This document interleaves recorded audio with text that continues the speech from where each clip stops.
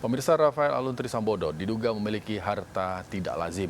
Sejumlah pihak menuntut Menteri Keuangan Sri Mulyani berani mengusut harta pegawai pajak. Saat rakyat terus dituntut melaporkan penghitungan dan pembayaran pajak dan objek pajak melalui SPT, namun sebaliknya ada 13.000 pegawai Kemenkyu yang belum melaporkan harta kekayaan mereka. Berikut liputan tim Delik RCTI.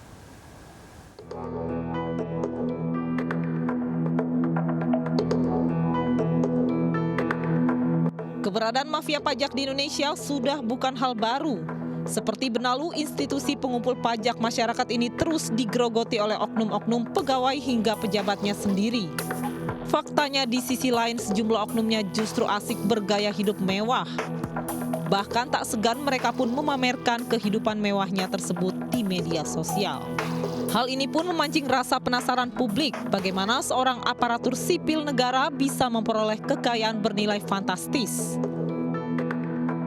Ketika perilaku mereka hedon, ya sumber dana nggak beres ya pasti hedon.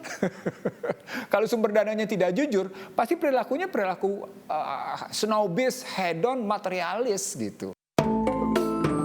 Aksi pamer kemewahan para pejabat pajak seringkali berkaitan erat dengan perilaku koruptif para oknum di lingkungan Dirjen Pajak. Dengan terkuaknya harta kekayaan fantastis para pejabat pajak semakin membuka fakta bagaimana institusi Ditjen Pajak telah lama menjadi lahan subur tumbuhnya praktik suap menyuap antara pegawai pajak dengan para wajib pajak. Setiap tahun diduga institusi pajak telah dirugikan ratusan triliun rupiah oleh para mafia pajak.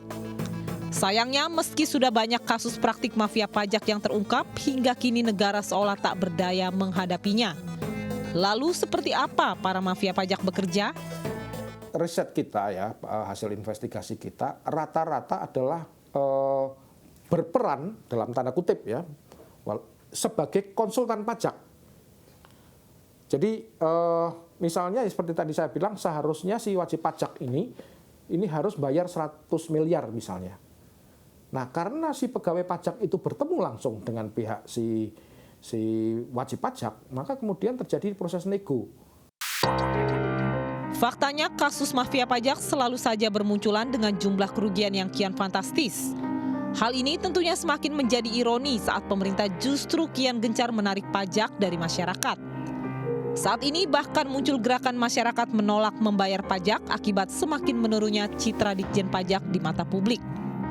Pemerintah gencar memungut pajak, tapi tidak bisa memastikan petugas pajaknya itu berintegritas. Maka dari itu, untuk mengembalikan citra Kementerian Keuangan yang sudah terpuruk saat ini, harus ada perbaikan, baik di internalnya, peraturan perundang-undangan mengenai LHKPN, pengawasan melalui sistem yang baik di Kementerian Keuangan, dan pendeteksian jika ada Rafael selanjutnya.